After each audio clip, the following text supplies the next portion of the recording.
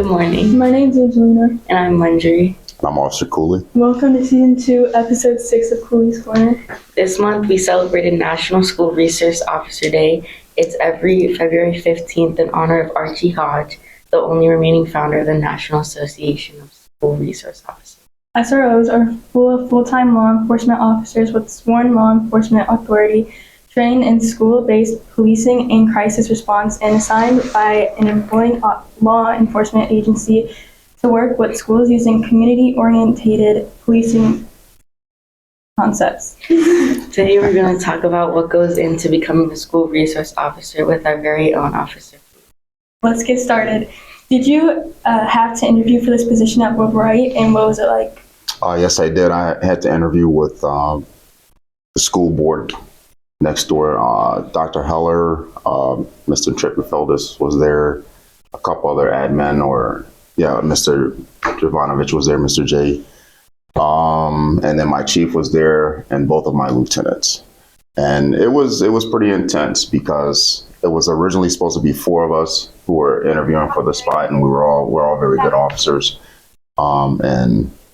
I just went in there, stated my case and said, this is what I think I could bring to the job and help them protect the students, helping to guide the students, protect the building, help the staff, and things like that. And, I think at the time I had 24 years on the job. So a lot of life experiences. So. What training is required to be an SRO? What did you have to do and where was it? There's actually a lot of training when I first started, October 1st of 2023. I was here for maybe a month, and I had to go to the Indiana School Safety Specialist Academy basic training. That was in Indianapolis for 3 days. And then I had to do NASRO, which is the National Association of School Resource Officers. It's a basic SRO class. That was for about a week in Cedar Lake. And then I had to go back to Indianapolis for an advanced training session, which was basically the same thing, the Indiana School Safety Specialist Academy. That was an advanced training. And then we had, I think it was a 2 or 3 day training in Maryville. So we do a lot of training just so we can, stay up on the laws and, different techniques on how to, be able to, connect with the students and make sure that they have the correct resources.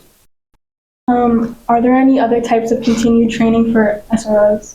Well, we have a minimum of 10 hours a year, but of course we try to, go far above that minimum because, like I said, we want to make sure that, we're up to date on everything and we're not lacking in anything because we want to do our jobs correctly. And, helping you guys is a big, responsibility. So we want to make sure we're doing it correctly.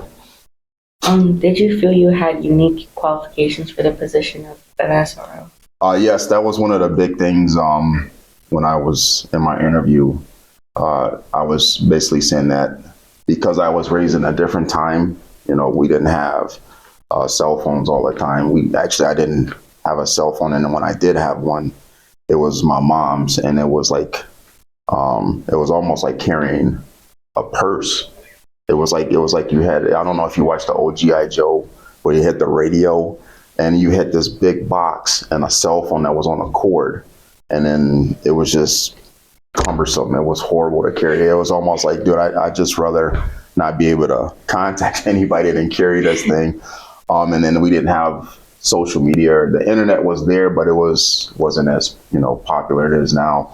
So I just felt like because I came from a different era, I could try to get the kids to go back to just talking to people and not always, being attached to a mobile device, and, increasing your skills where you can communicate and stuff like that. And then just a lot of life lessons because, even though it is Munster, I grew up in Chicago, so I saw a lot of different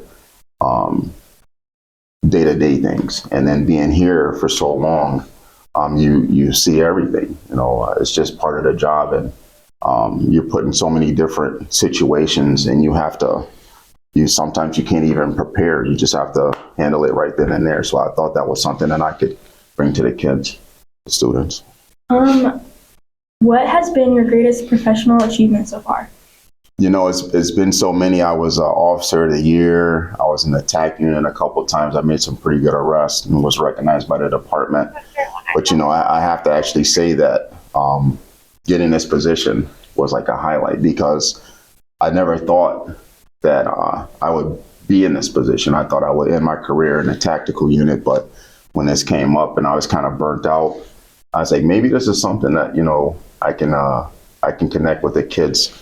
I didn't want to do high school because, you know, the high school is huge, and elementary school, the kids are a little younger. So I was like, you know, middle school, I did enjoy my time when I was a kid in middle school. I thought it was like my best, you know, school experience. And yeah, I was like, wow, you know, I can't believe I was able to get this position, you know, as soon as it opened up. And so I'd have to say becoming you guys' SRO, my biggest accomplishment. How would you work with students to prevent bullying at school? The main thing, you know, I really do like the way Mr. J says it in the morning. One of the main things is just be kind. I try to tell kids, you know, you may be the bully today, but you could be bullied tomorrow. It flips that fast. And you just want to, you know, do unto others as they do unto you. Treat everybody like a human being, regardless of race, religion, creed, whatever, ethnicity. You just want to just remember that's a human being that you're being mean to. And would you want somebody to do that to you or one of your loved ones? And that's a good way to look at it. You know, right and wrong. It's not that difficult to figure out right and wrong, and it kind of simplifies it. You know, and just be a good person. You know, I just tell them, you know, if you're having problems, you're having a bad day, don't take it out on somebody else. Come talk to somebody about that bad day you're having, and hopefully we can fix it. And that way you can have an enjoyable time at school instead of, you know, being a bully. What is the most difficult part of this job, and how would you handle that responsibility? The most difficult is probably a couple things. I never like to see people fight, especially, you know, kids, because somebody can get hurt. If the one kid loses, you know, it's a big deal, you know, especially in this setting, because the teasing, you know, you're kind of embarrassed that you lost a fight. And like I said, I'd like to see everybody get along, a lot of peace instead of conflict. And the other one is, I've only had to deal with it a couple of times, but it's whenever a kid makes a mistake on like a social media platform, or a picture is sent and it's an embarrassing picture, and it's kind of like having to deal with that, not only with the kid that's been victimized, but the child or the student that actually was the person that victimized the other kid. That's just tough, because I realize you guys are kids, you're gonna make mistakes, and you know, I just try to minimize those mistakes. But you know, fighting, somebody getting hurt, or somebody being victimized or exposed, those are two of the tough ones. If you know that two students are planning on fighting, what do you do? Well, first, I reach out to the admin, see if I could get the young ladies in guidance, because they're trained to handle stuff like that. And I would try to, you know, identify the two students, definitely find out what class they're in, where their location is, and keep them separate, because we don't want that to happen. You know, you don't want anybody to get hurt or be put in a situation, you know, where, you know, you could be suspended, expelled. You know, it's a big deal. It's not like when we were kids and you'd get a bloody nose and, you know, it was kind of like, all right, you guys are buddies. After that happens, you know, it's a little more, it's a lot more to it nowadays. So I would just try to get the two kids, keep them separated, try to mediate and see if we can come to an agreement and show them that, hey, physical violence is not the answer. What is the best way to get in touch with you if a student needs your help? Oh man, you guys, you see me everywhere. I'm always somewhere in the building, during passing periods, during lunchtime. You guys keep me, young, keep me happy. Like I said, this is a huge lift for me in my life. Just hanging with you guys, you guys are hilarious. Even when you're having, rough days, you guys are still really good kids.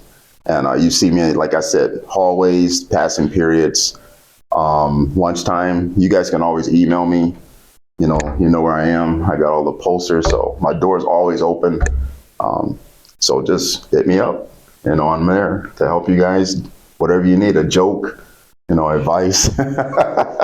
If you want to, talk about music, sneakers, just let me know. But, just find me and I'm there for you. Thank you for joining us for today's episode. If you are interested in becoming an SRO or working in law enforcement, Officer Cooley is the example you should thrive for. Bye. Bye.